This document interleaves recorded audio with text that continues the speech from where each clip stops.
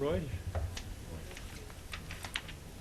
Good morning, everyone. On this day, Wednesday, September 12, 2012, at 10:30, a meeting of the Committee on Programs and Recreation of the Board of Commissioners of the Chicago Park District is being held here on the 8th floor. Secretary, please take a roll call. Chair Commissioner Shalaby. Here. Commissioner Salgado. Here. Vice President Armstrong. Here. President Roberts. Here. Quorum is present. Let the record reflect that Commissioner Koldyke, General Superintendent Michael Kelly, and General Counsel Maria Garcia are also in attendance. The meeting will please come to order. Before we begin our committee meeting, I would like to ask Gia Biaggi, Director of Strategy and Policy, and Matt Marino, Deputy Chief Program Officer, to give us a brief update on the Park District's contingency plan regarding the teachers' strike. Commissioners, President Traubert, Superintendent Kelly, good morning. I'm Matt Marino, the Deputy Chief Program Officer. I'd like to update you on the Chicago Park District's plan and efforts during the Chicago Teachers Union strike. Under the direction of Superintendent Mike Kelly, contingency planning for a possible teacher strike began weeks ago. In cooperation with contingency plans by CPS, libraries, and with the city, the Chicago Park District developed the Play at the Park program. In order to offer another alternative to parents counting on children being in schools during the strike hours, we decided to offer the Play at the Park program. This is a supervised, free offering, a camp-like atmosphere with activities such as sports, games, and arts and crafts. We began with 78 locations, but we have remained fluid and flexible, and due to the public location demand, have added 6 sites and are up to 84 locations to date. This includes 23 locations offering a special recreation Play at the Park program. In order to staff these Play at the Park locations, we first asked managers to see which field staff could be moved from other parks. Then we asked them to see what part-time employees would be willing to work additional hours. An example would be a 20-hour-a-week rec leader bumped up to 35 hours a week. We also deployed over 100 administrative and management staff from the administration building to go out in the field and help with registration, logistics, and in many cases engaging children. We adjusted some park hours by opening earlier to accommodate the program. If they were not already open by 8:30, then they were open at 8:30 starting this week. We also added a situation room in the administration building staffed by key strategy, data, facility, and program staff in order to gather, analyze, and relay information to the Office of Emergency Management. Also, this allows us to respond to the field in real time. Let me talk a little bit about site selection. So you have a map in front of you that is a combination of three resources for children. So we have and here's the map on the screen, but it's a little hard to see. So in blue are the 144 plus sites that CPS has opened for their Children First program. So this is the program that for the last several days has been 8:30 to 12:30. There has been a change in that on Thursday that program will move from 8:30 to 2:30. And so we'll be sort of interested to see in how that affects our program. Our program is offered 8:30 to 3:30. And so we felt that that was an important niche for parents. So on the map, the way the sites were selected, CPS came in with the sites that they felt were important to them based on geographic distribution, air conditioning in their facilities, and then their facilities with the most capacity. So we looked at their map, and then we looked at what we could provide. So the 84 sites that we're up to met the criteria of being our largest facilities where we thought demand would occur, and in part that was based on some of the feedback we got from the schools, and I'll kind of flip to the map in a second and talk about that. And then gap analysis. So we actually looked at, okay, well, your schools are here, your libraries are here, and the libraries are kind of a drop-in program. It's not so maybe as rigorous as what we're offering and schools are offering. It's more of you have computers and books and that sort of thing. So they have one location in each community area. So we looked and we noticed a couple of things. You had some clusters, in fact, on the west side by Columbus Park, where we noticed there were a number of the smallest dots, the black dots, are just schools that aren't open. So we saw a lot of schools. We didn't see a CPS contingency site, and so we said, well, it makes perfect sense to open up Columbus Park. And we were right, because I think we had 24 kids show up in the last 2 days to participate in programming there. And so that's really how we arrived at our sites. And I think a key piece of it that I didn't discuss that Matt can talk about in more depth is we reached out to park staff and really tried to get information on the ground of what's your experience, how's summer camp go, what kind of demand do you think, you know your parents, what kind of demand do you think you'll get for the programming? Yeah, first we reached out to the region managers, area managers, and the park supervisors and just asked them what they thought, based on their knowledge of the community and based on how we do in the summer, based on how the schools now use our after-school programs. And they were pretty on spot. We've added a few locations, but the locations that they determined have been doing very well. Can you talk a little bit about volunteers? Yesterday we had 89 volunteers from the City Year program. And today we have 15 locations that we expect more volunteers to be given to us from Chicago Cares. That's kind of a fluid program right now because they sign up on the Chicago Cares website and then are deployed out to us. So right now we're trying to update how many are coming to our parks. They're just showing up right now. And then also food, I think, has been something we've discussed. So the Greater Chicago Food Depository has given us snacks, enough for 8,000 kids. They delivered those on Monday to 5 of our locations. In turn, our facilities department goes to those 5 locations and disperses out to the other 79 locations. So what you see in front of you now is some of the data analytics that we're running in our situation room. So this map is a live map of where we're seeing registrations sort of clustered around the city. So the red dots are where we have more than 50 kids signed up for our Play in the Parks program. The blue dots are in the 10 to 50 range. Green dots are below 10 kids signed up. This map looked very different on Monday. On Monday, you had in kind of the northeast cluster up here, that's the only place you had anything close to red dots. So what we've seen is that as the strike progresses, more people are coming to our programs.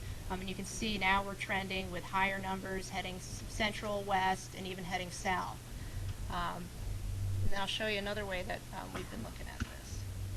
So our top 20 parks, so we track this as part of our reporting to emergency management.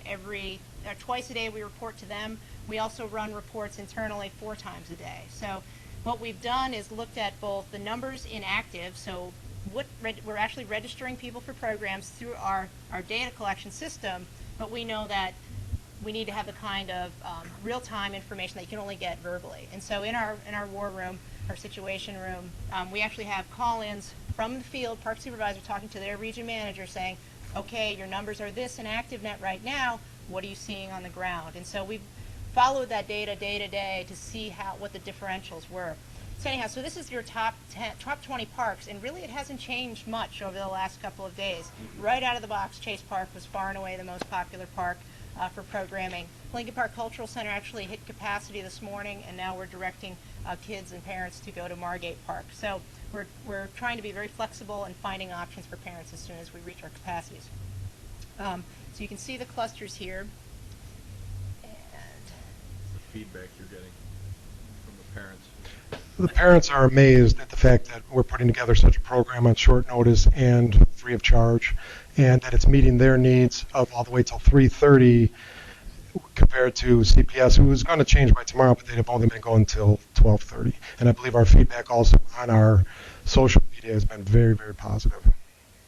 Do we know if these are children and families that have come to park programs in the past, or there are a number of families that may have not gone to park programs?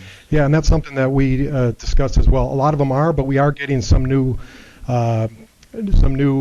children, which will just help them to see what we do even more to get them into programs that we already offer.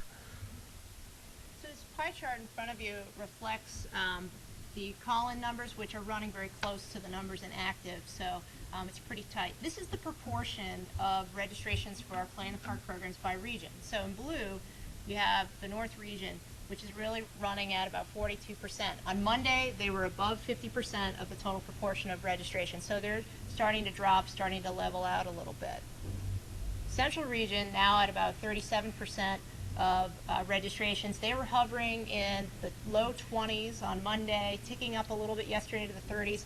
So now they're really moving toward the 40% range. So again, that shift, and this actually closely mirrors what we see during summer registration in terms of the behavior of customers signing up for programs. But really, it's the South region that we need to keep our eye on. They have doubled their proportion in the last 24 hours, really, in terms of registration. So, and that's, again, very similar to what we see during the summertime. So they were in the single digits on Monday in terms of registration, and now we're in 20% and ticking upwards. So this is just to show you we're looking at things in a lot of different ways. We look by area.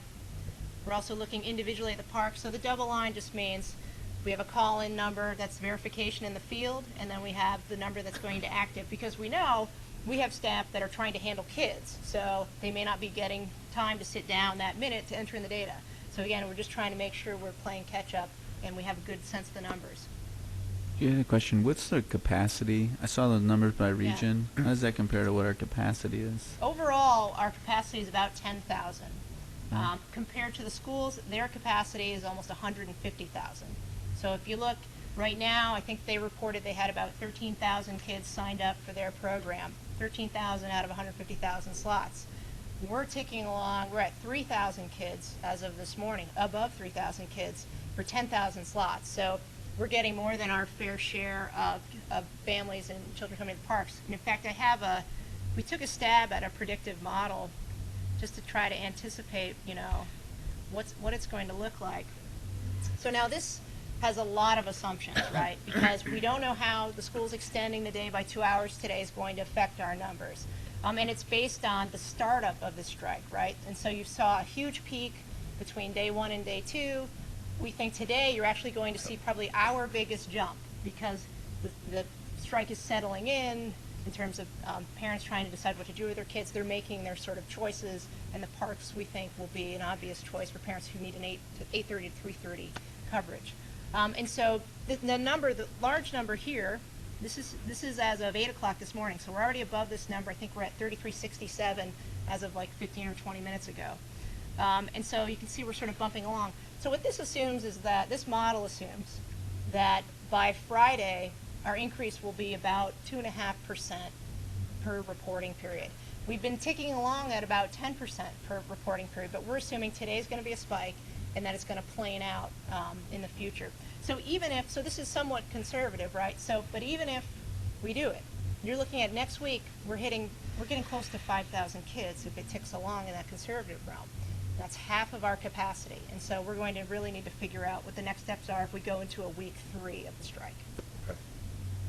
Thank you. Can I ask you a question? Sure, please.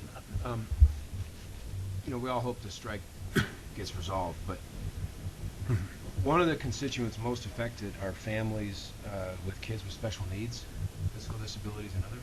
There's roughly 10,000 of those in the city, in CPS.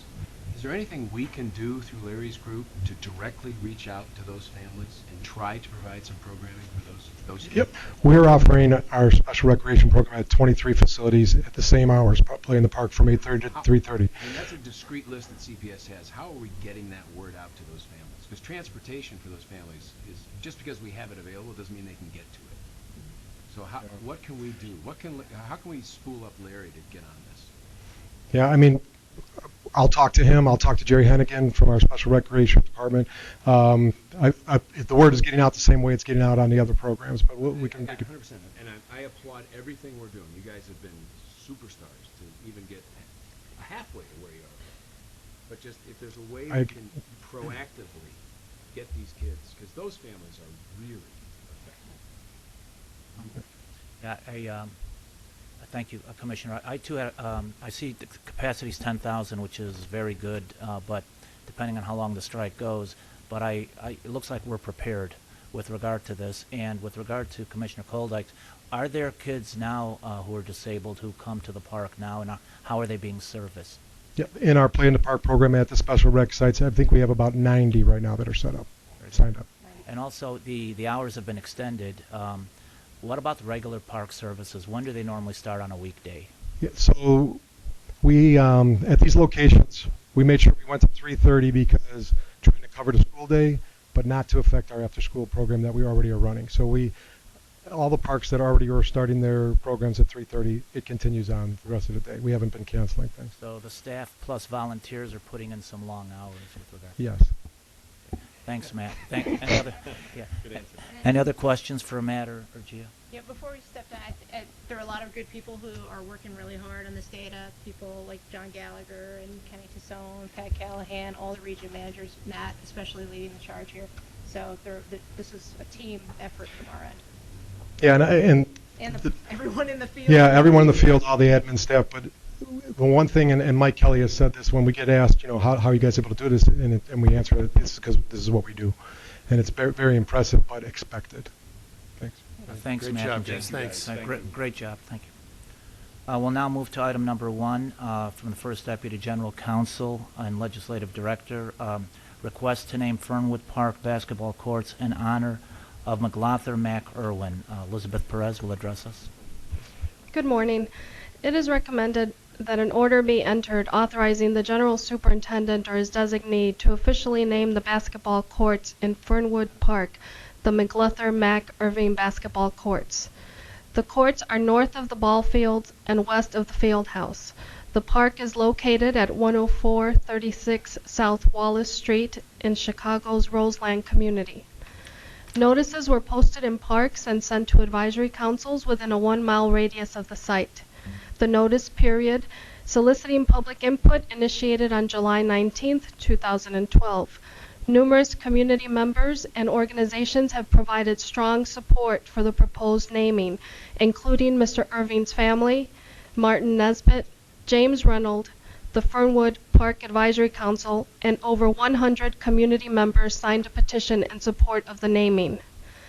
Mr. Irving turned a Southside basketball program into the Mac Irving Fire, which is widely considered one of the nation's premier club programs. He was among the first coaches to take Chicago players around the country to compete. And he also created the Mac Irving Foundation, which assists at-risk youth. Because of his broad influence, Mr. Irving was nicknamed the Godfather of Chicago high school basketball. Thank you. Are there any questions? Any questions? If not, we'll entertain a motion to accept the item. So moved. Second, roll call, please. Chair Commissioner Shalaby? Aye. Commissioner Salgado? Aye. Vice President Armstrong? Aye. President Roberts? Aye. Motion carried and the matter is adopted. Item number 2, to request and initiate a 45-day notice period to name North Grant Park in honor of Maggie Daly. Liz? Good morning again, Elizabeth Perez, Deputy Director of Legislative Affairs. It is recommended that an order be entered authorizing the General Superintendent or his designee to initiate a 45-day notice period to solicit public input to name an area of Grant Park in honor of Maggie Daly. The area of Grant Park is located between East Randolph Street and East Monroe Street and North Lakeshore Drive and North Columbus Drive. It is recommended that the order be entered to initiate a 45-day notice period to solicit the public input in honor of Maggie Daly, an individual who made extraordinary contributions to Chicago. Known as North Grant Park, the area includes the Daly Bicentennial Plaza, the Cancer Survivors Garden, and a lawn area commonly called Peanut Park. North Grant Park is currently under redevelopment, and you will be hearing more about this during the Committee on Capital Improvements. Maggie Daly was deeply committed to improving the lives of Chicago's children and making the city culturally rich for all the citizens. She was involved in many civic projects and cultural organizations. She served on the Auxiliary Board of the Art Institute and the Women's Board of the Rehab Institute of Chicago.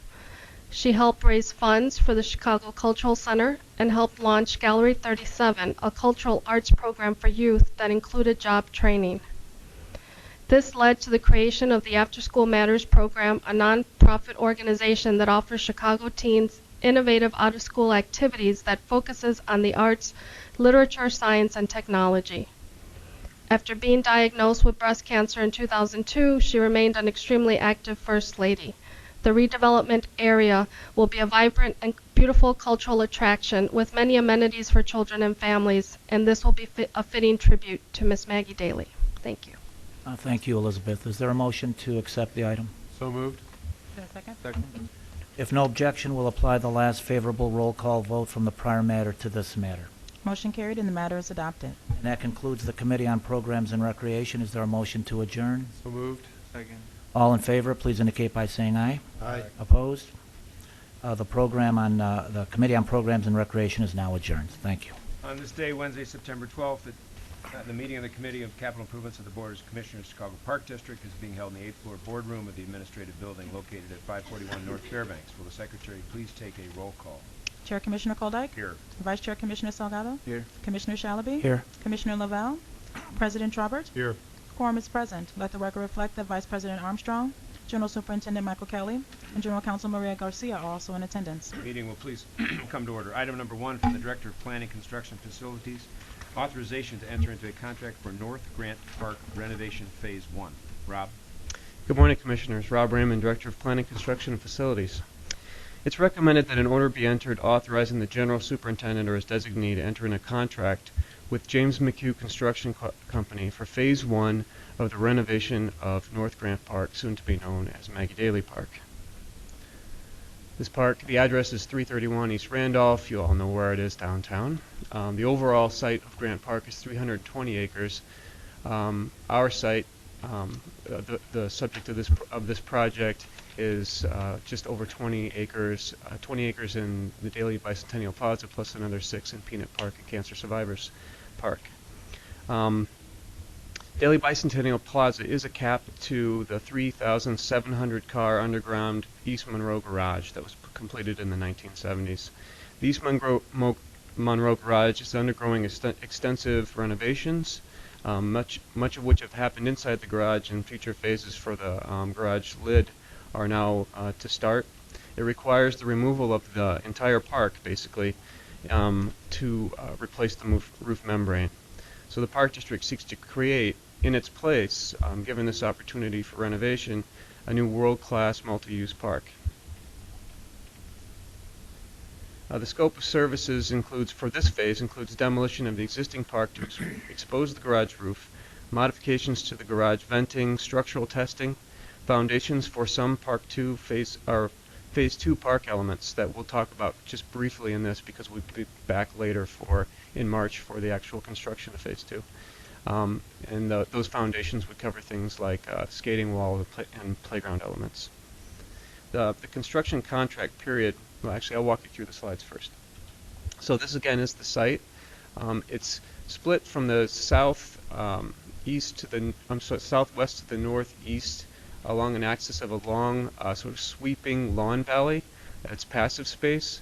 To the north is the climbing wall and skating ribbon, and to the south is a large new children's play garden.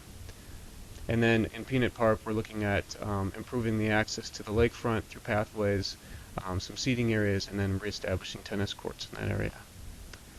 This is a close-up of the plan of the new children's play area. It's split into many different zones that are all very sort of fanciful. There's a lot of topography. There's a wave lawn. There's water elements, harbor, and water area, an enchanted forest, and then this sort of playful structures area. This is a perspective of some of what you'll see out there in the foreground. Again, the sort of harbor and water area, and in the background, some of these play structures that'll be really inventive, and we'll be working with some artists as well as we're moving forward to the developing plans for those. To the north, again, this is the climbing wall and skating ribbon area. This replaces the existing skating rink. That's just a rectangular rink. This is about 2.5 times the size of that current sheet of ice, and reconfigured in a skating ribbon to actually wind through the climbing wall area, a concession area. And what's really interesting about this plan is it takes all these elements, and it's not just one element placed in different locations. It sort of weaves them all together to create this environment that's great for the summertime as well as winter uses.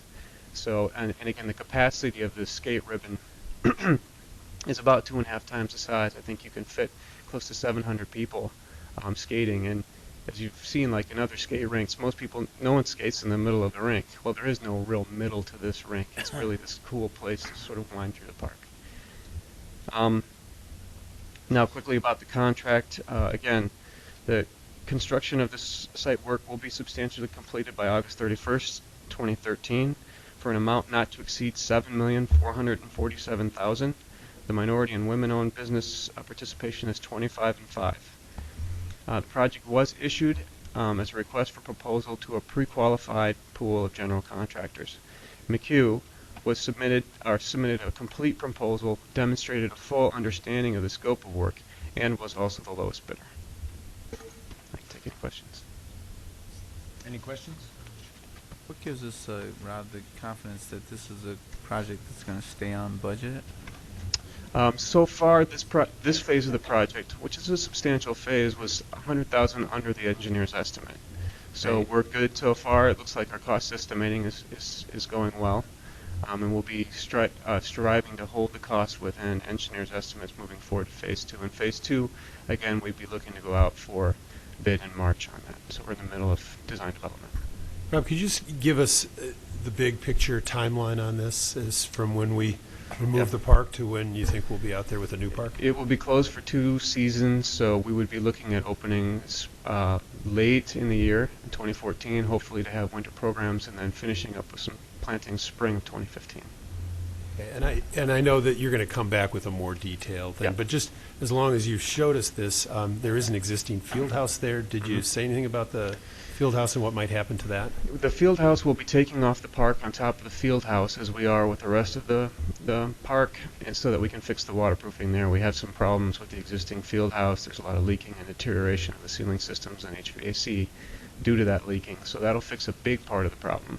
And then we're looking at establishing a certain amount of money to refresh the interior of the field house. Hopefully we'll be able to do a little bit more depending on how we can adjust costs on the overall park development. Is there a motion? So moved. Second? Will the Secretary please take a roll call for the adoption of the matter? Chair Commissioner Koldeck, Aye. Vice Chair Commissioner Salgado, Aye.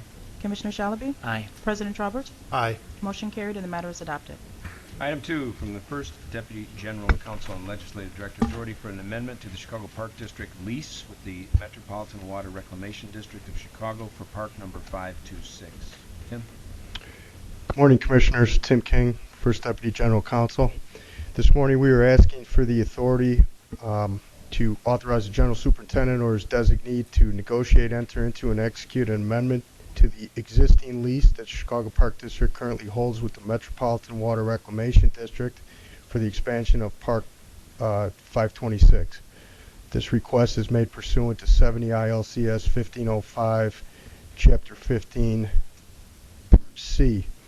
Park 526 is a 7.26 acre passive park that is currently leased from the MWRD. The park abuts the Chicago River, currently has a bike trail running through it. There is a new opportunity to lease an additional 2.3 acres of MWRD property that is adjacent to 526 and consistent with its current use. And this park expansion will further enhance the recreational opportunities in North Park community area and the 50th Ward. We are currently in the 7th year of a 39-year lease with MWRD, and this would be an amendment to that lease. Maybe if it's a long answer, we can do it later, but why don't they just transfer this land to us? MWRD operates under different legal structures that we do, and as part of their charter to manage the waterways, they cannot, they are restricted from deeding over property, much like we operate under our own restrictions. So a lease is very consistent with what we've done. In fact, I think this is probably one of 16 or 17 leases that we currently operate jointly with MWRD throughout the district. In perspective for those commissioners who maybe aren't very familiar with the site, kitty corner from the current parkland and maybe the expansion is Thillen Stadium, which just sits on the other side of Devon, which is MWRD property that they lease to us as well. Any questions? Is there a motion? So moved. Second? No objection, we'll apply the last favorable roll call vote from the prior matter to this matter. Motion carried and the matter is adopted. Item number 3, from the Director of Planning, Construction, and Facilities, authority to enter into 3 leases with the Metropolitan Water Reclamation District of Chicago for 2 new parks and the expansion of Park 563. Rob. Okay, thank you. Again, some more leases with MWRD. It's recommended that the Board of Commissioners in the Chicago Park District adopt an ordinance authorizing the acceptance of property from the City of Chicago, commonly referred to as 115th Street and Western Avenue. You can see this is at, South Torrance, and it's on the far south side of Chicago. This is a picture of the site. The City of Chicago owns this property. It was formerly remediated. I'm sorry, this is the wrong one.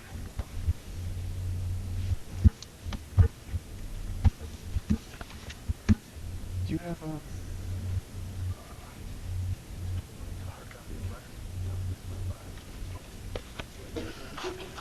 Wow, I just jumped forward an item. Sorry, guys. Okay. However, this is another lease with MWRD, and I have a couple more following, obviously, in the next item. It's recommended that the Board of Commissioners of the Chicago Park District adopt an ordinance authorizing the General Superintendent or his designee to negotiate and take all action necessary to enter into 3 leases with the Chicago Metropolitan Water and Reclamation District. And I'll go into the sites. So the first 2 sites the first site, commonly referred to as Whitford Pond, O'Brien Lock, is part of the city's Lake Calumet Open Space Plan, which is intended to preserve natural habitat areas. This approximately 140-acre pond and wetland site will be evaluated for best use and function as a wildlife habitat and passive recreation use. As funds become available, the pond will be restored to improve plant diversity and quality habitat. The other 10-acre site in this area is adjacent to Park 563 and is also a natural habitat area. That's the one to the farther to the south. Collectively, with Park 563, it's commonly referred to as Hegwish Marsh. These sites will complement the Park District land that we've recently acquired in this area and further the goal of making this southeast site a community destination for natural habitat. The leased term is 39 years. And the Calumet Open Space Reserve Plan is part of the Calumet Area Land Use Plan. This outlines sustainable development of land around Lake Calumet and the southeast side of Chicago. Now the other site, again on the south side, 124th and Michigan. This is an MWRD site planned. It's 2.66 acres that's been already developed as ball fields. The Roseland Little League currently runs a successful program at this site. Here's some photos of the existing Little League that functions there. They serve a broad swath of the community, and we would likely continue a relationship with Roseland to permit the site in exchange for their ongoing maintenance of the site, which they currently do. The Little League currently maintains this? They do. And that's an agreement that will survive this? It's currently an agreement with MWRD, and then we would take on the same terms. The agreement actually expires September 16th, so in about 4 days. So I have talked to Alderman Beal, who wears a dual hat in this area. He's not only the elected official, but he's also the commissioner of the Roseland Little League. So we are going to renew that agreement, and they're going to, as part of that, take on all maintenance associated with this facility. And that's, we're assured that's going to happen? Or, I mean, so we're going to accept this property with an agreement that's going to expire soon? It's 2 different agreements. It's one agreement for the underlying property with MWRD. The other agreement is an operating agreement with the Little League itself, and that agreement is going to ensure the maintenance question that you're concerned with. I'm sorry, but that's not in place. It's not going to be in place after... I'll have it up in place by the time that this current one expires, which is 4 days. So we won't execute the deal. We're asking for the authority to enter into the agreement. I won't execute the deal, which means I won't sign off on it until the maintenance agreement's in place. Right.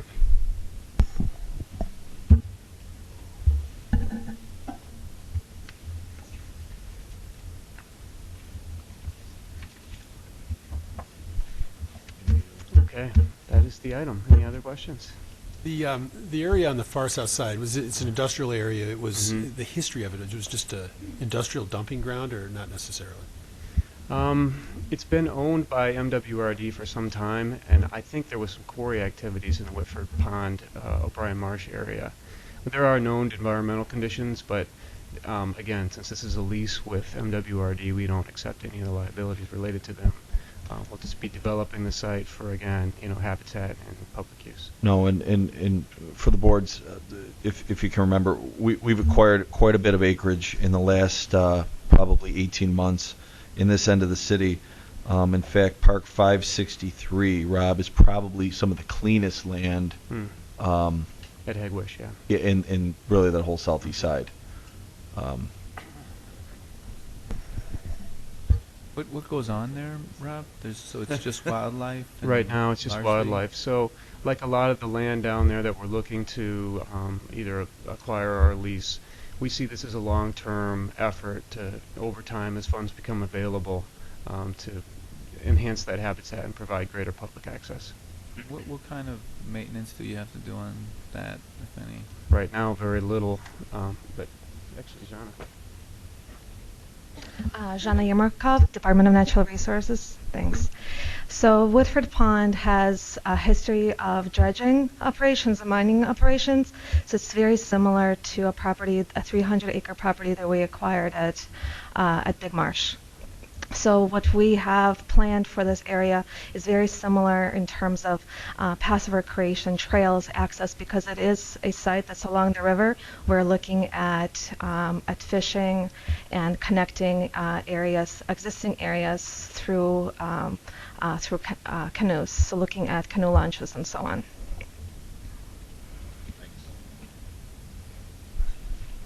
Is there a motion? Is there a motion? So moved. A second. I have no objection. We'll apply the last favorable roll call vote from the prior matter to this matter. Motion carried and the matter is adopted. Item 4, from the Director of Planning, Construction Facilities Authority to accept the transferred property located at 115th Street and Western Avenue. Now you're ready. Yes. Onto the item that I was so eager to get to before. It's recommended that the Board of Commissioners in the Park District adopt an ordinance authorizing the acceptance of property from the City of Chicago, commonly referred to as 105th Street and Western Avenue. It's a 2.63 acre site in the Morgan Park community area, 19th Ward. And this is an aerial of the site. So again, the City of Chicago owns this property. The site was formerly remediated and there are no major environmental concerns for future development.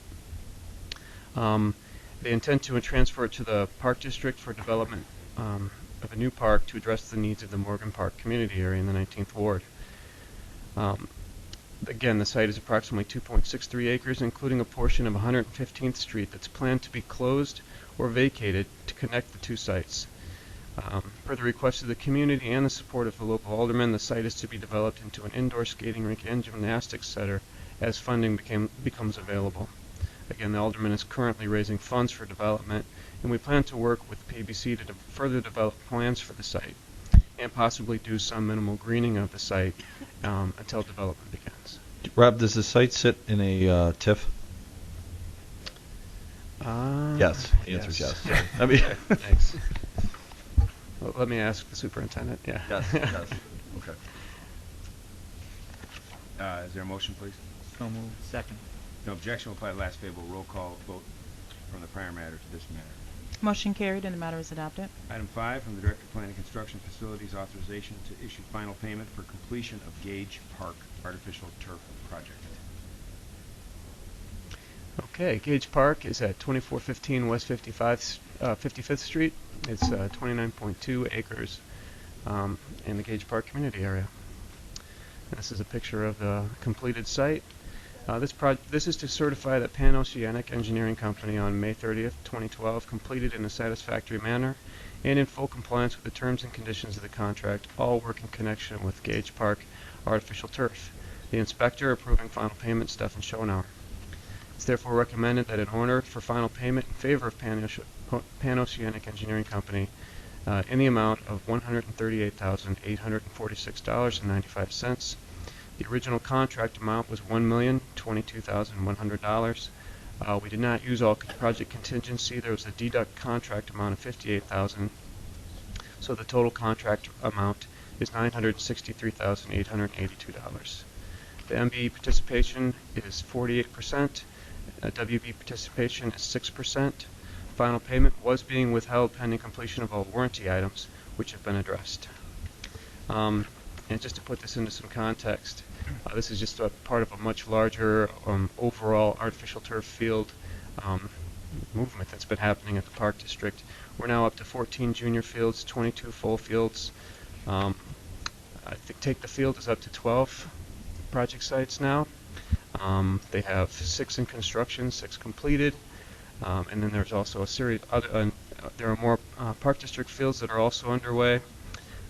So we're really moving forward with artificial turfs around the district, and it's having a nice impact. Rob, when did this field come into? When was this open for business? In the spring. How are we doing on renting space, permits? I don't have that information at my fingertips, but I can get that for you for this afternoon. That for the 4 o'clock. Yeah. That'd be great. I'm just curious how the You know what, demand too? is. See if you can find a before picture. Okay. It's a pretty telling story. And again, Rob, the marks on this field, we see soccer marks, then these white Mhm. hash marks are for Yeah, football? for football. Yep. And again, these fields can be, chalked or lined. They're meant for multi-use. So. Actually, Motion? I just want to share. I actually drive by this every day. It's close to where I live. It's an amazing place to actually have a field, because it sits right close to the boulevard on 55th Street. It's a feature. Mhm. It's changed the character of that area, and it's also a place where you'll find a lot of Latino and African American kids playing together, which I think is important in our city. Mhm. Got a motion, please? So moved. Second. If no objection, we'll play the last favorable roll call vote from the prior matter to this matter. Motion carried and the matter is adopted. Item 6. From the Director of Planning, Construction Facilities, authorization to enter into change order 1 to task order 4 Mhm. for Lincoln Park Conservatory, Man Park Fieldhouse, and Calumet Park Fieldhouse project approval under the Energy Savings Performance Contracting Services Program. Okay. Thank you, Commissioners. Tell us what all that Say is. that. Say that twice. Yeah. So we're in the 4th phase of our energy performance or energy savings projects around the district. This is just the first change order to that last group of projects that we're doing. On March 10th, 2010, the Board of Commissioners awarded 3 contracts to Amoresco, Johnson Controls, and Siemens Industry to provide energy savings performance contracting services under the Local Government Energy Conservation Act. The Board of Commissioners awarded Task Order 4, which is Lincoln Park Conservatory, Man, and Calumet Parks to Amoresco after a competitive bid on May 9th of 2012. While working on the heating system that connects the Lincoln Park Conservatory to the Lincoln Park Boiler House, undiscovered conditions were found in the Lincoln Park Boiler House, and Amoresco submitted a proposal to correct the found conditions and add this work to Task Order number 4. The circumstances that necessitate this change order were not reasonably foreseeable at the time the contract was signed and were not within the contemplation of the contract, but they are in the best interest of the Park District. We've reviewed the proposal carefully and found it to be in the best interest of the Park District. The total contract amount is $3,178,000. This change order is for $671,991 for a total revised contract amount for task order number 4 of $3,849,991. We operate and maintain the Lincoln Park Boiler House, which acts as a central steam plant housing 3 steam boilers at the beginning of a complex steam tunnel system that provides heat to most of the buildings in Lincoln Park Zoo, as well as the conservatory. The steam plant is staffed 24 hours a day during heating season, and boilers are inspected by the City of Chicago each year due to the large steam output. During the annual preseason inspection for each boiler, it was discovered that the first factory plates that the boiler's burner is attached to was cracked, and after further inspection, it was also discovered that the burner head and linkage were damaged due to the age of these components. Replacement parts are obsolete, and repairs would need to be custom and lengthy. The anticipated energy savings from the new efficient burners is $47,443 annually, and that's just for this particular scopes of this change order. So the boilers in the steam plant are 40 years old.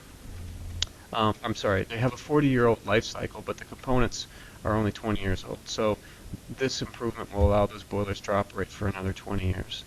And it should be noted that this project is funded largely by the Park and Recreational Facility Construction Grant Program, or Park Funding Program. We're receiving $964,500 from that grant, and we're contributing a $321,000 25% match for the project. Who administers that grant? Yep, state. I want to say for the committee, I apologize. For some reason in my pre-read, I either skipped over this or didn't see it. So I want to make sure if you have any questions on this, we get them addressed, because I did not. I'm ill prepared for this. I just, I know there's the 40-year versus the 20-year issue, and maybe that was the confusion, but, I mean, when bids are presented, aren't, looking at the age of the facility, wouldn't that be taken into account? I'm looking ahead for the future when we look at these bids. Yeah, I guess the question goes to, should we have been able to see that this was an issue with the boiler? I think this was one of those where until you start pulling apart the system, you can't really see what's in there entirely. So part of it's a guess, and we don't want to necessarily scope up an entire project without, put out to bid something that we think may be broken or wrong. It's just one of those things that we couldn't have seen until we opened it up.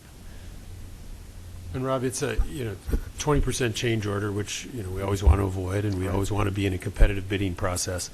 But in a situation like this, when you do open something up and find that you have to fix it, you're already part of a larger contract. So to put yourself in a competitive situation rather than just a change order is not something that's possible. Is that correct?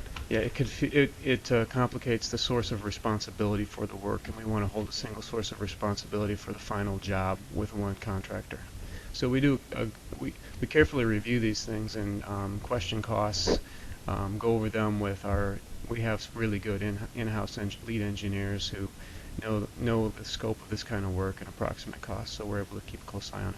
So when you're stuck in a change order situation and they come back with a price, you independently verify that that's a fair price, and if they're giving you a price that you think is exorbitant, you're going to go back with evidence that it is in fact exorbitant. I would say it's extremely rare for us to accept the first change order proposal that we get. We always get them in draft form and then have discussions, and they almost always come down.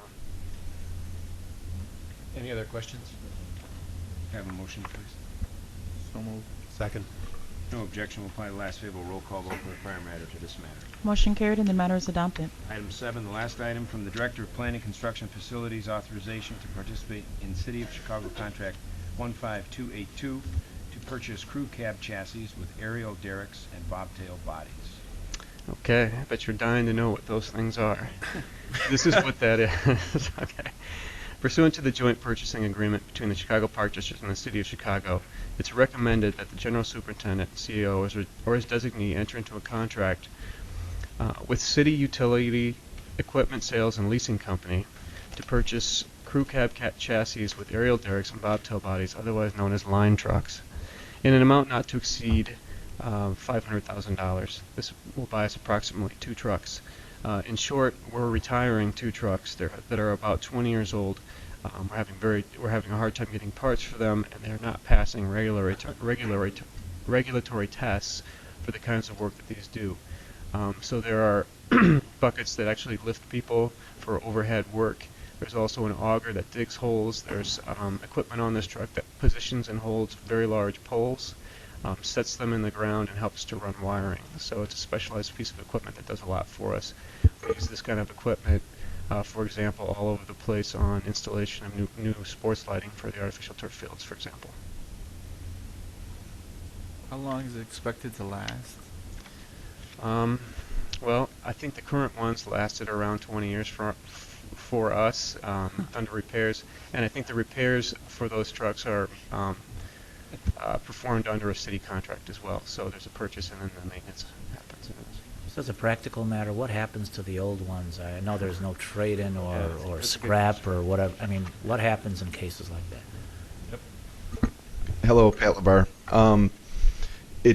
Under the city's our intergovernmental agreement with the city's formerly known fleet management, fleet facility management now, they get the equipment, they sell it, and then we get the proceeds from the sale. And to Commissioner Salgato's question, this is the same spec as the city. The city maintains our private fleet, so components, we get good economies of scale on parts.